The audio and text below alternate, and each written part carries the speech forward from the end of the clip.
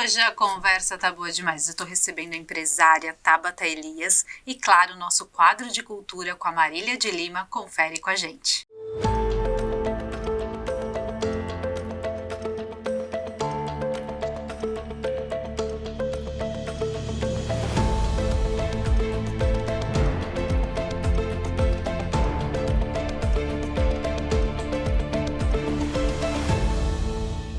Oi, gente, começando mais um programa e hoje recebendo uma grande amiga que quando eu estreiei aqui o meu primeiro programa foi a minha primeira convidada e hoje ela está aqui de volta para uma conversa boa. Seja muito bem-vinda, Tabata Elias. Muito obrigada, obrigada pelo convite, que honra estar aqui novamente e ver o sucesso do programa.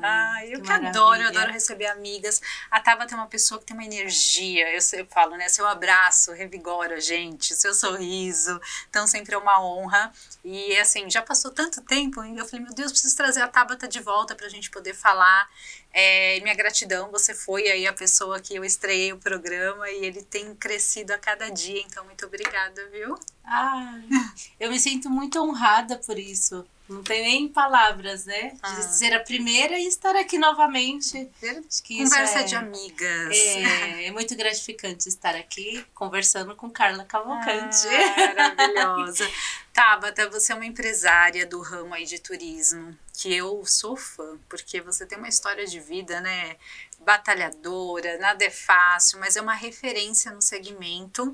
E eu acho tão importante agora a gente entrando aí nesse segundo semestre, eu queria falar de turismo para a gente dar dicas, né? Esse universo, como que a viagem faz bem, como você cuida das pessoas que viajam com você. Hoje a gente estava nos bastidores falando, você falou, eu preciso ainda acompanhar, tô na loucura, porque eles sentem falta. Eu imagino que sentem mesmo, né? Sim, sentem. Hoje a gente tem, o nosso foco maior continua sendo o turismo rodoviário. Então, a gente sempre trabalha com grupos, né, de pessoas. E a essência da Tatatura, eu acho que a cara da empresa acabou se tornando essa questão da minha energia, do sorriso, desse acolhimento, da alegria que a gente transmite. A Tatatura, assim, ela não é só a viagem, né? É uma experiência. É uma experiência, exatamente. A partir do momento que você embarca, acho que a nossa recepção já é muito calorosa, olhar nos olhos, chamar as pessoas pelo nome, então, são detalhes, né? Então, tem o tapete vermelho ainda. Tem o tapete vermelho em todas as viagens, tapetinho vermelho. O biscoitata, né? O biscoito artesanal, que ele é pintado à mão. Então, são detalhes que fazem a diferença. E é a essência da empresa. Então, e a alegria, né? E a alegria, exatamente. E aí, nossa equipe, ela já vem com esse... Tem que ter esse perfil, né? Porque senão acaba... As pessoas que vêm viajar com a Tatatur, ela já vem buscando alegria. Gente. Ela já vem, eu vejo, muito legal viajar com vocês, eu quero. Gente, então, mas a Tabata é isso. Esse sorriso dela é o que encanta. É muito bom. Eu acho que é isso que faz a diferença muito na vida das pessoas, né? Sim. E vamos falar um pouquinho de viagem, assim, a gente quer saber os melhores destinos, agora é friozinho, qual que é a maior procura hoje? Eu queria que você contasse um pouquinho de cada lugar. Então, eu acho que, assim, quando a gente aqui de São Paulo, a gente fala, entrou junho, a gente lembra de Campos do Jordão. E é uma viagem, me conta o que a gente pode ter em Campos do Jordão nesse período. Então, Campos do Jordão é uma cidade, assim, muito atraída no frio, né, procurada, o pessoal busca porque lá tem o festival de inverno nessa época, então existe uma questão musical, a gastronomia, muito gostoso, a arquitetura da cidade, né? Tudo muito lindo, então dá uma sensação mesmo da Suíça brasileira, que é nomeada a cidade.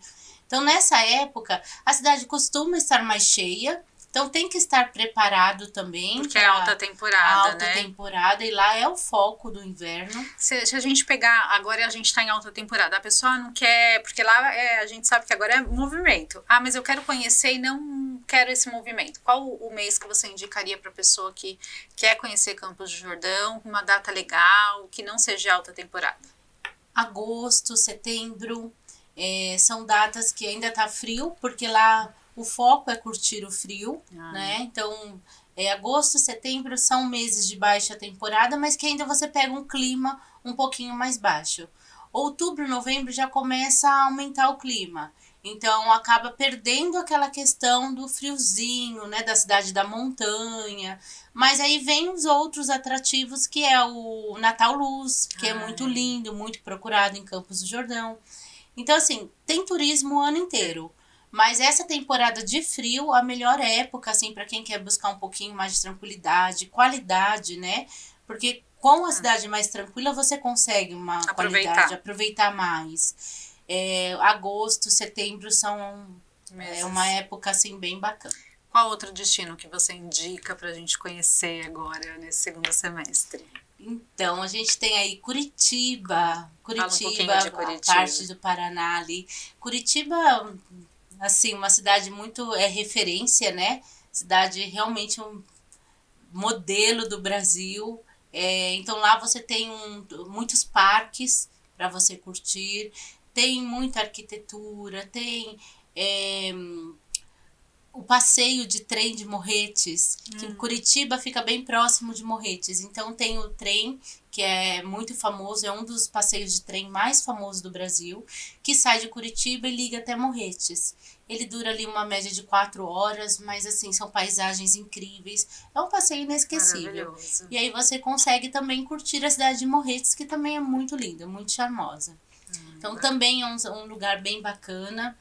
Agora, nessa época também de inverno, se bem que eu sou muito fã desse lugar, que é Foz do Iguaçu. Ai, meu Deus, é verdade. É o ano inteiro, né? Porque as cataratas você acaba não indo assim na ideia de curtir água, né? Então, o que a gente foge um pouco no inverno são roteiros de praia, né? Que a gente acaba não indo, mas dependendo da região também. Porque tem regiões que você tem um clima, né, de mais calor, um pouco mais quente, que você consegue curtir praia no inverno.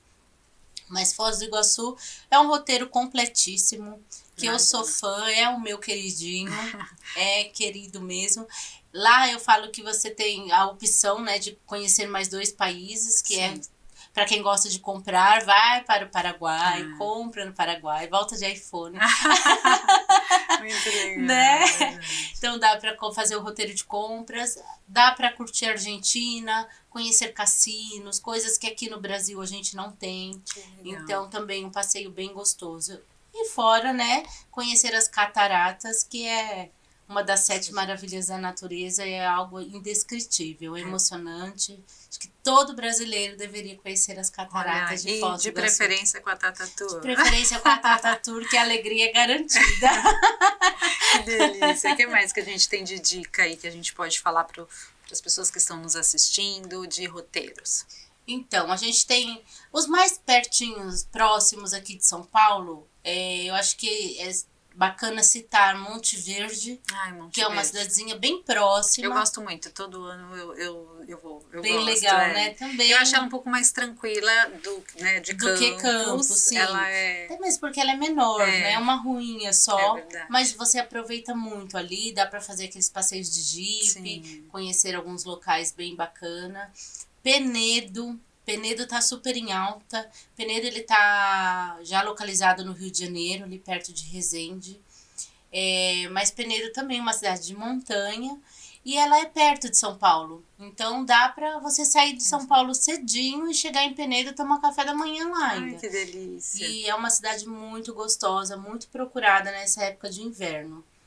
O Rio também você faz. Você tem até com um amigo, né? Um amigo que eu indiquei, eu apresentei. Eu tento ver viagem musical. Sempre quando eu tiver agendas no Rio de Janeiro ou em algum outro lugar da qual se enquadrem as viagens, ela monta uma viagem. Olha, Fabiana Fubá na estrada, gente. Ele coloca as casas que ele vai tocar e eu coloco dentro do meu roteiro. Olha aqui, porque a pessoa vai passear durante o dia, ainda vai curtir um samba, é isso? Sim, exatamente.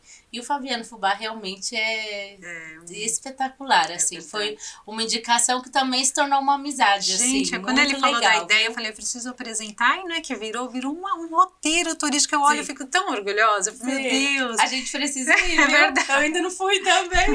Nunca dá certo, mas eu falo, amiga, eu vou. Sim, iremos juntas. Mas que é muito legal, porque deu certo e virou, hoje faz parte aí do seu roteiro, né? Então, quando tem essas oportunidades, muito legal, porque a pessoa sai, vai viajar, e já tudo incluso com o roteiro, e uma casa que é referência, né? Sim, que todo sim. mundo que precisa conhecer, a gente precisa ir lá também curtir esse momento bacana. Exatamente, E o Rio de Janeiro é algo assim muito, é um lugar assim maravilhoso, de uma energia muito boa, e que ainda hoje, infelizmente, as pessoas têm um pouco de preconceito ou medo, né? Não é nem preconceito, mas tem medo de ir ao Rio de Janeiro. Então, quando se trata da viagem de grupo, que você sabe que você tem um guia de turismo ali o tempo inteiro, que vai te levar, que vai te acolher, que vai cuidar de você, que você não vai chegar no Rio de Janeiro e vai ficar perdido. Sim. Então, as pessoas acabam aderindo com muito mais segurança, com confiança, e acabam indo. E é um lugar que eu falo que também todo brasileiro deveria conhecer, Todo porque mundo. temos lá uma Todos das os 7 lugares. Eu acho que maravilhas. assim, todo o seu roteiro as pessoas deveriam conhecer, né? Sim, deveriam conhecer todos, né? Ai, que delícia. É muito bom. Eu acho que viajar é algo assim que renova a alma. É verdade. É uma experiência, acho que é o melhor investimento da vida. Eu acredito que viagem transforma, te tira de depressão, te tira de solidão, te traz novas amizades, Com te certeza. traz o novo da vida, o melhor da vida. É verdade. Eu acho que a viagem, ela te proporciona essa coisa tão boa, assim. É maravilhoso. Ai, que orgulho. Eu queria ficar aqui, amiga, conversando. Como é bom a gente falar de viagem. A gente precisa, assim, fazer uma temporada que eu tô devendo para você, pra gente fazer umas externas, né? Para poder acompanhar. E aí, eu acho que nós duas lá nos lugares vai ser sensacional. O ano passado a gente tava tudo certo, mas por conta de agenda a gente não conseguiu. Esse ano a gente vai se programar, vamos ver se a gente consegue fazer alguns destinos. Vamos. Porque eu acho tão gostoso, é isso que você falou, viagem transforma, viagem acolhe, conhecimento, cultura, né, diversão. Sim. E com você, né, eu não posso, é isso, gente. Vocês vão querer, se ela estiver na viagem, nunca mais se esquecer, vocês vão querer só a Tabata, né? Não, o problema é esse. Mas assim, eu falo que a gente conta com uma equipe assim, bem parecida, assim, né? Você teve todo esse cuidado de montar uma equipe que hoje com um perfil, exatamente, o perfil da alegria, o perfil acolhedor. Porque, querendo ou não, às vezes a gente tem 5 destinos no mesmo final de semana. Então... Essas luzes, essas cores, as suas 7 cores do arco-íris. Não tem como falar de arco-íris e não lembrar de você, né? Eu acho que é uma essência, uma coisa realmente pegou. E eu desejo sempre muito sucesso. Você é uma querida, uma parceira, uma amiga, né? Porque eu tenho muita sorte. Eu falo que a gente tem que... eu sou muito abençoada. Deus me dá pessoas no trabalho que às vezes eu levo pra vida. E às vezes no dia a dia com a correria a gente não se fala tanto, mas você mora no meu coração. Eu sei que é uma amiga que eu tenho de verdade. Obrigada, viu? A gente atrai aquilo que a gente é. Eu que agradeço. Obrigada pela amizade, obrigada pelo convite. Uma honra estar aqui. Sempre. A casa é sua. Volte mais vezes. Obrigada. Gente, agora vai aquele momento do nosso quadro de cultura com a nossa querida Marília de Lima. Confere com a gente.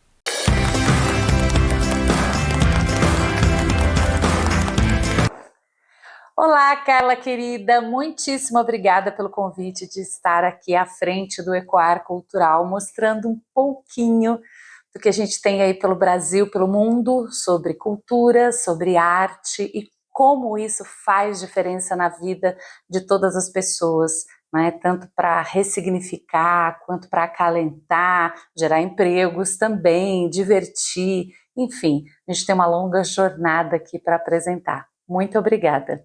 Eu sou a Marília de Lima, trabalho há mais de 20 anos com arte, com cultura, com projetos nessa área, também ministro cursos, palestras, enfim.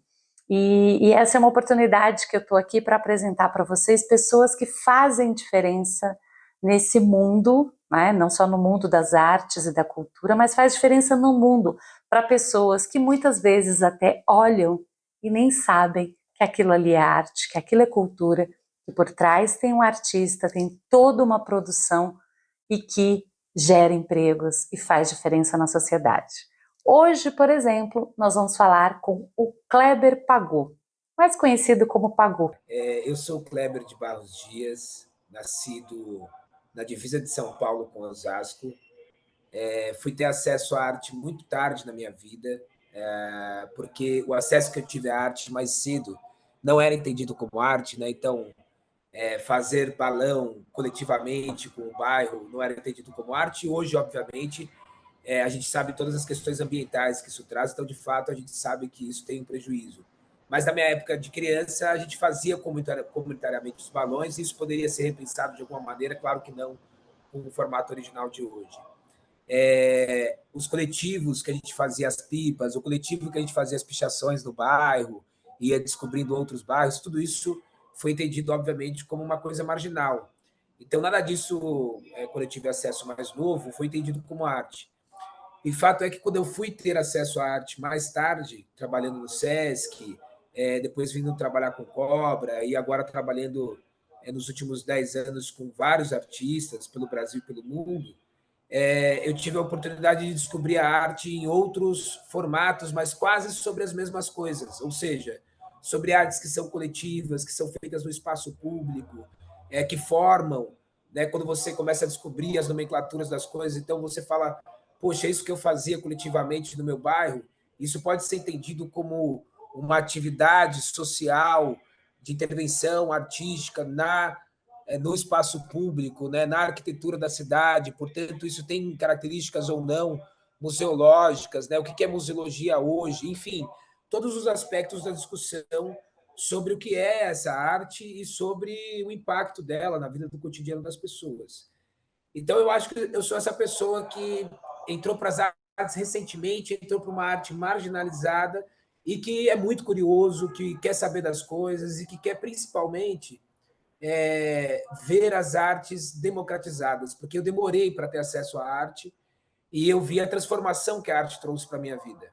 E eu percebo a transformação que a arte traz para as pessoas que eu conheço, que têm acesso à arte. Eu digo assim, isso tem que ser democratizado.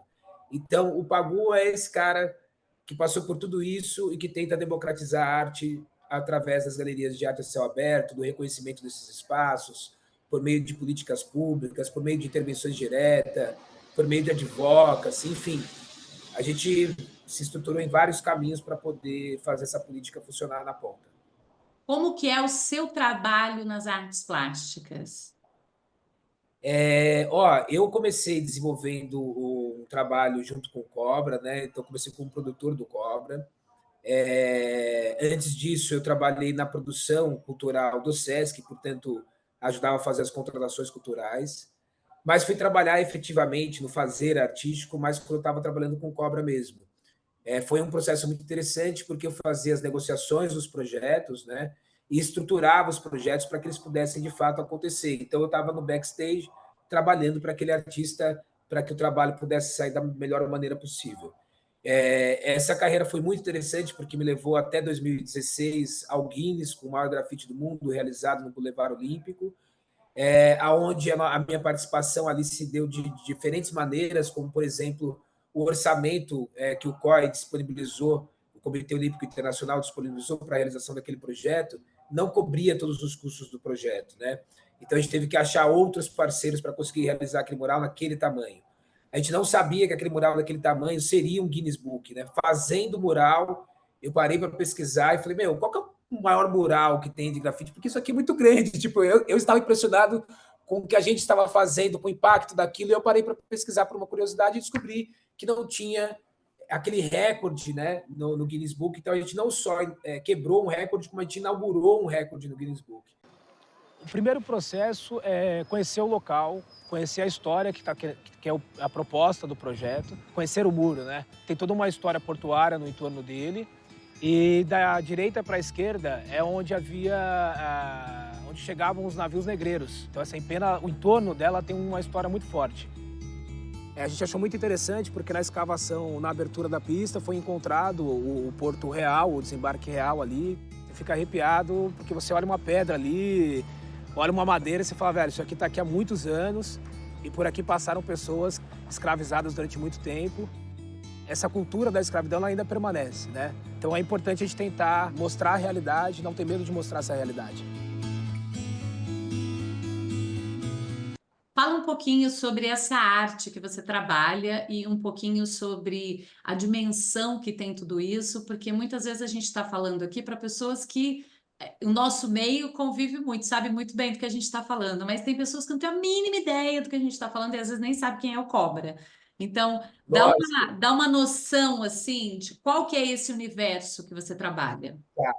Marília, para você ter uma noção desse universo, inclusive das pessoas que, infelizmente, ainda não têm acesso a essa informação, 98,9% da nossa população não tem acesso aos museus tradicionais no Brasil. Isso são dados da Unesco com o IBRAM, Instituto Brasileiro dos Museus. São dados analisados de 1947 até 2022. Quando a gente consegue aprofundar um pouquinho mais e perceber quem é esse 1,1% que consegue acessar, portanto, esse público é principalmente da classe A e B, são pessoas que vão mais de uma vez ao museu, portanto, esse 1,1% certamente ainda está valorizado com pessoas que voltam, né, ao mesmo local, e são pessoas com formação acadêmica, e um número muito pouco, né, muito baixo de pessoas negras, mulheres, pessoas, enfim. E aí, quando a gente está falando desse recorte, a gente está falando de um recorte tanto do acesso da população que não acessa para ver as obras de arte, como também do recorte da população artística que não acessa para expor, porque não alcança, né, o nível curatorial daquele equipamento cultural. O oposto disso é justamente o que a gente propõe, ou seja, respondendo a sua pergunta, nós propomos museus de arte a céu aberto, que podem ser com obras, e são feitos com obras de artistas conhecidos nas artes urbanas e não conhecidos, inclusive pessoas anônimas, várias delas, que, no lugar de ofertarem a sua obra dentro de um espaço privado e fechado, ofertam a sua obra no espaço público. Que obra é essa? A obra pode ser um grafite, pode ser um lambe, pode ser uma fotografia, pode ser um desenho, pode ser dança, se você estiver passando pela rua ouvindo uma música e quiser dançar. Se você for artista circense, pode ser o seu malabares, música, teatro, cinema. Ou seja, todas as linguagens que a gente entende por arte e cultura, quando elas estão no espaço público, elas estão fazendo com que essa galeria, esse ecomuseu existam. Só que essas artes, por estarem no espaço público, a mesma dança que você, passando por uma via pública e vê uma pessoa dançando na calçada, essa mesma dança poderia estar sendo dançada no Teatro Municipal, e no Teatro Municipal 2.000 pessoas levantariam e iriam aplaudir essa música, essa dança. Na rua, você tem uma tendência a achar que essa pessoa é louca. Se você tem um artista circense jogando malabares e ele estiver no Circo de Solé, a tendência é que você vai dizer que é um grande artista do Circo de Solé. Se esse mesmo artista estiver fazendo a mesma coisa na rua, você pode entender ele como um pedinte, ou um vagabundo, ou qualquer coisa do tipo. A mesma arte que eu produzo, se ela estivesse reconhecida em um museu, as pessoas pagariam milhões por ela, teriam filas para poder acessar, mas eu faço ela no espaço público. Eu quem? Eu, Pagu? Não. Eu, uma grande comunidade, uma grande rede de artistas que fazem esses trabalhos no espaço público de diversas formas. Isso é gratuito. Seja a música que você está, seja a música que alguém está tocando, a dança que alguém está dançando durante 1 minuto, o espetáculo que um artista circense está te oferecendo no semáforo, ou uma obra de arte que um artista visual está proporcionando para você a partir do momento que ele pinta, ou cola, ou se expressa no espaço público. Então, o que eu quero dizer com isso é a nossa obra de arte está no cotidiano da sociedade, no caminho entre a igreja e a escola, o trabalho e a casa, pela janela do metrô, pela janela do ônibus, pela janela do Uber, pela friseta do capacete do motoboy, ou seja, ela está acessível para todos, ela está acessível para o rico, para o pobre, para a pessoa em situação de rua, para quem manja e quem não manja. Então, mais ou menos é isso que eu quero dizer, assim, é essa obra que a gente quer valorizar, que a gente quer ver explodindo, para que possa chegar em mais gente, porque hoje também tem a questão do recorte geográfico, né? Nós temos essas grandes galerias, principalmente no centro da cidade de São Paulo, ou em regiões como a Vila Madalena, mas também há essas galerias, né, em várias periferias, como, por exemplo, o Imargem, que está lá no Grajaú, que é pelo recorte que nós soubemos agora do IBGE, provavelmente é a maior, né, comunidade, né, territorial de pessoas aqui na cidade de São Paulo. Enfim, nós temos o Favela Galeria, lá na cidade de São Mateus, Nós temos outras galerias, como, por exemplo, lá na cidade de Tiradentes, lá no Extremo. Tem várias galerias porque elas são feitas justamente por essa atividade cultural que é do bairro, que é do coletivo, que é das pessoas que se encontram. Sabe quando a gente saía para todo mundo pintar na Copa, a rua, e colocar bandeirinha? É a mesma coisa. Só que são outras linguagens, são outros temas, e é cotidiano, não é só na Copa do Brasil, né? Que infelizmente a gente perdeu esse costume. Mas é isso, inclusive esse costume a gente busca resgatar, o costume de a gente poder se encontrar enquanto cidade no espaço público, enquanto coletivo, bairro. E qual a importância da cultura e da arte para o ser humano, para as pessoas? Ó, Marília, eu vou falar a partir da minha experiência. Quando eu conheci a minha esposa, que é a Fernanda, que é bailarina, eu descobri que eu tinha corpo. Quando eu descobri a arte urbana, eu descobri que eu tinha cidade, que tinha arquitetura, que tinham coisas a serem transformadas. Quando a gente... eu não sei pintar uma formiga, as pessoas confundem a mim, que sou produtor, e que está, às vezes, pensando como um artista que está, de fato, pintando. Inclusive, faço algumas obras, mas que tem outras características visuais, assim, não de criação do desenho. Eu não sei desenhar uma formiga, mas sou transformado pela arte diariamente e vejo a arte transformando diariamente. Quando a gente entra com arte numa escola que está cercada por um índice de diversos déficits de desenvolvimento, de aprendizagem, sociais ali, enfim, e a gente consegue desenvolver um trabalho que não é a gente chegar e pintar a escola. A gente não chega e pinta a escola, né? A gente chega para dizer para os alunos: vamos juntos pintar a escola, com os professores, com todos os colaboradores, com a merendeira, com a pessoa que trabalha na limpeza, né? Enfim, a gente junta toda a comunidade escolar, os pais, a vizinhança, numa transformação local. Então, a nossa intervenção, ela não é uma intervenção individualista no espaço. Ela é uma intervenção coletiva no espaço. Então, essa intervenção coletiva, ela é transformadora, porque ela permite que a gente descubra novas formas de falar, novas formas de se expressar, novas formas de requalificar, novas formas de exigir, novas formas de existir, enfim. O poder da arte, né? E fala seus contatos para quem quer achar o Pagu, achar os seus projetos, né? Tem o Museu a Céu Aberto, Pois tem... é. Fala para a gente como é que a gente te acha. Tá, hoje a nossa principal plataforma é o museudearteacéuaberto.org, museudearteacéuaberto.org. Lá a gente reúne os nossos projetos, reúne também, é uma plataforma que permite a participação social de maneira ampla, então a gente acredita nessa construção coletiva de memória e história. E o pessoal, né, o Instagram também do museu, que é Museu Céu, e o meu pessoal é @KleberPagu. Kleber, muitíssimo obrigada. E é isso, muito feliz, muito obrigado, Carla Cavalcante, seu programa é maravilhoso, para mim é uma honra estar participando dele, te agradeço pelo convite, por essa oportunidade de estar aqui falando desse pessoal todo, né, que eu trabalho e que eu amo de paixão. Muito obrigada e até a próxima semana.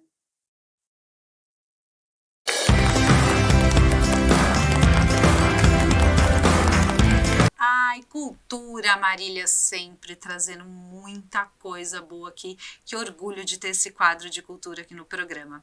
O programa então fica por aqui. Até semana que vem. Um grande beijo.